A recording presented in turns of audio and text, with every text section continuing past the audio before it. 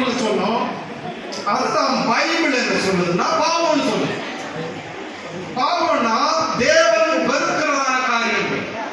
கடவுள் சொல்றாரு இதெல்லாம் செய்யன்னு சொல்றாரு, அதெல்லாம் செய்யாம இருக்கும். செய்யாதுன்னு சொல்றதெல்லாம் செய்யும், அதான் பாவம். மனிதனுடைய ஒரு இயல்பான குணமை எதை செய்யாதுன்னு சொல்றானோ அதான் என்ன செய்வான்? செய்வான். செய்யணும் சொல்றத செய்ய மாட்டான். மனிதன் கீழ்ப்படியாத நிமித்தம், கடவுள் சொன்ன பேச்ச அவன் கேட்காதது நிமித்தம் மனிதன் தேவனிடத்திலிருந்து விலகிறான். அந்த மனிதன் எப்படி படைக்கப்பட்டவன்? கடவுளோடு கூட ஒன்னா இருக்கணும் கடவுள் படைத்தான். மனிதன் விலகிற நிமித்தம் கடவுளுக்கும் மனிதனுக்கும் நடுவுல பாவம் வந்துருச்சு.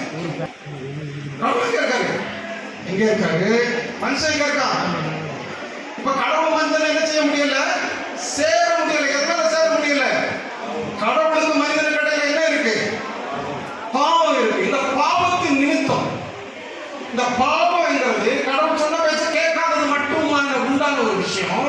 கடவுளோட கூட நமக்கு இருந்த உறவு முறிச்சு போச்சு.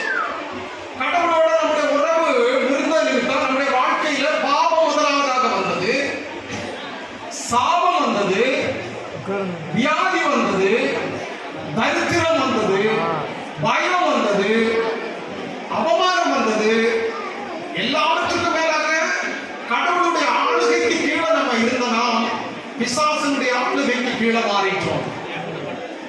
உங்களுடைய வாழ்க்கையில எத்தனை பேர் நீங்க நினைக்கிறீங்க உங்களுடைய வாழ்க்கையில இருக்கிற பிரச்சனை, பெரும் பிரச்சனை வந்து உங்க பண பிரச்சனை கிடையாது, உங்க வியாதி ஒரு பெரிய பிரச்சனை கிடையாது, இல்லைன்னா வேற எந்த பிரச்சனையும் மிகப்பெரிய பிரச்சனை கிடையாது. உங்க வாழ்க்கையில நீங்கள் பண்ண வேண்டிய வேலை என்ன தெரியுமா? பாவத்திலிருந்து நீங்கள் விடுபட வேண்டும். அந்த பாவத்திலிருந்து நீங்கள் எப்படி விடுதலையாக முடியும்? இந்த இயேசுவோடு கூட நீங்க இயேசு கூட கனெக்ட் ஆனீங்கன்னா நீங்க பாவத்திலிருந்து விடுபடுவீர்கள். பைபிள் சொல்லுது பாவத்தில் இருக்கிற மனிதன் இருளில் இருக்கிறார்கள் என்று சொல்லி. வேதம் சொல்லுகிறது இயேசு பிறந்த பொழுது சகல ஜனங்களுக்கும் வெளிச்சம் உண்டாயிற்று. சகல ஜனங்களுக்கும் வெளிச்சம் உண்டாகிறதான நற்செய்தி உண்டாயிற்று. உங்க வாழ்க்கையில எந்த பகுதி இருட்டாயிரும், ஒருவேளை உங்க வாழ்க்கையில எல்லாமே இருக்கலாம், எல்லாமே இருக்கலாம். ஆனா இன்னும் உங்கள் வாழ்க்கையில ஒரு அமைதி இல்லாம இருக்கிறீங்களா? இல்ல என்ன செஞ்சாலும் உங்களுக்கு மன திருப்தி இல்லாம இருக்கிறீங்களா? இன்னைக்கு சரியான நாள் இந்த இயேசுவோடு கூட கணக்காக நம்ம வாழ்க்கை மாறும். இந்த மனிதன் என்ன செய்யறான்னா எப்படியாவது கடவுளை அடையலாம்னு நினைக்கிறான். தான தர்மங்களை செய்யறான், காணிக்கைகளை கொடுக்கிறான், புண்ணிய ஸ்தலங்களுக்கு போகிறான். ஆனா பாவத்திலிருந்து மனிதனால என்ன செய்ய முடியல? விடுதலை பெற முடியவில்லை. கடவுளும் 10 கட்டளைகளை கொடுக்கிறாரு, தீர்க்கதரிசிகளை அனுப்புறாரு, கடவுளால் இயங்குவதால் எல்லா காரியங்களும் செய்கிறார். நான் சொல்கிறேன் பாவத்திலிருந்து மனிதன் விடுதலை பெற முடியவில்லை. இந்த உலகத்தில் இருக்கிற ஒவ்வொரு மனிதனுடைய பிரச்சனை எந்த பிரச்சனையா இருந்தாலும் அதனுடைய ஆணி வேர் என்ன? பாவம். பாவத்திலிருந்து இயேசு மாத்திரமே உங்களை வந்து விடுதலை ஆக்க முடியும். ஏன் சொல்றேன்னா இயேசு உங்களுடைய பாவத்திற்காக தண்டனையை ஏற்றுக்கொண்டார். இங்க பாருங்க என்ன இருக்கு? இப்ப கடவுள் இருக்கிறாரு, மனுஷன் இருக்கிறாரு, பாவம் நடுவில் இருக்கு. பாவத்திலிருந்து மனிதன் விடுதலை பெற முடியவில்லை. ஆனா இந்த கடவுள் உங்களை அப்படியே விட்டு விடல. அவர் உங்களை ரொம்ப ரொம்ப ரொம்ப ரொம்ப நேசித்தார்.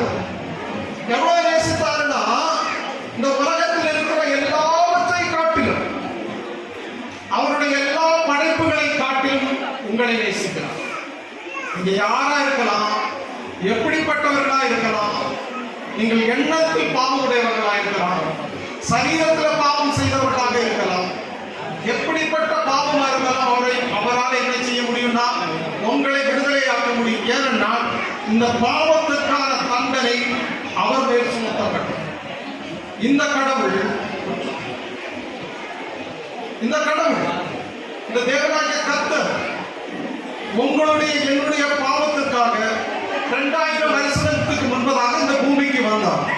அவருடைய பெயர் தான் பைபிள் சொல்லுது இயேசு கிறிஸ்துவன். இயேசு கிறிஸ்து என்றால் ரட்சிக்கிறவர் என்று அர்த்தம்.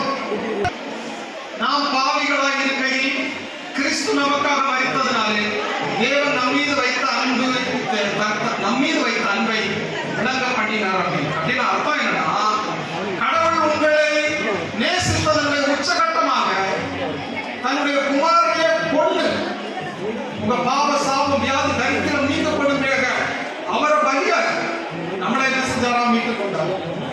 அவர் சிலுவையிலே மரித்தார் என்று வேதம் சொல்லுகிறது. சிலுவை ரெண்டு விஷயத்தை சொல்லுகிறது. என்ன தெரியுமா?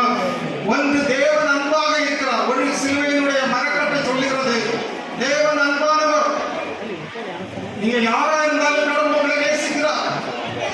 இன்னொன்று என்ன சொல்லுகிறார்? அவர் மன்னிக்கிறாராக இருக்கிறார். எப்படிப்பட்ட பாவங்களாக இருந்தாலும் இயேசு அதை மன்னிக்கிறதற்கு ஆயத்தம் உள்ளவராக இருக்கிறார். இயேசு உங்களுடைய என்னுடைய பாவங்களுக்காக சிலுவையில் மரித்தார். அதனால் இயேசு சொல்லுகிறார், நானே வழியும் சத்தியமும் ஜீவனுமாய் இருக்கிறேன், என்னை அல்லாமல் ஒருவனும் பிதாவினிடத்தில் வர. இயேசு உங்களுடைய என்னுடைய பாவத்துக்காக சிலுவையில் மரித்ததன் மூலமாக மனிதனுக்கும் கடவுளுக்கும் இருக்கிறதான பாவத்தை என்னென்னைக்குமாக எடுத்து போட்டார். வேதம் சொல்லுகிறது, நீங்களும் நானும் தேவனுக்கு சத்துருக்களா. சத்துருடா தெரியுமா? அவருக்கு விரோதிகளாக இருக்கப்படும் உங்களை நேசித்தார். இனி ஒன்று சொல்லுகிறது, துரோகிகளாக நாம் கடவுளுக்கு இருக்கும்போது அவர் நம் மீது அன்பு கொண்டார் என்று சொல்லி இயேசு உங்களுக்காக எனக்காக சிலுவையில் மரித்து அந்த பாவத்தை என்னென்னைக்குமா எடுத்து போட்டார். ஆனா இன்னும் ஒரு இடைவெளி இருந்துச்சு. நம்ம செய்ய வேண்டியதெல்லாம் ஒரு ஸ்டெப், ஆண்டவரே என் உள்ளத்தில் வாரம் உங்களுடைய பிள்ளையாக மாற்றும் அப்படின்னு நம்ம சொல்லுவோம்னா, அவர் பரிசுத்த ஆவியானவர் அனுப்பி என்ன செய்வார்னா, இழந்து போனதான அந்த ரிலேஷன்ஷிப்ல கொண்டு, இழந்து போனதான அந்த உறவை என்ன செய்வார், நம்ம மேல கொண்டு, நம்ம அதை கொண்டு நம்மளை ஒருங்கிணைப்பார். அதன் மூலமாக கடவுள் உங்களை எதற்காக உருவாக்கினாரோ, எதற்காக படைத்தாரோ அதை நீங்கள் அறிந்து கொள்ள முடியும். இந்த உலகத்துல நீங்க மிகச் சிறந்த வெளிச்சம் உள்ளவர்களாக நீங்கள் வாழ்க்கை.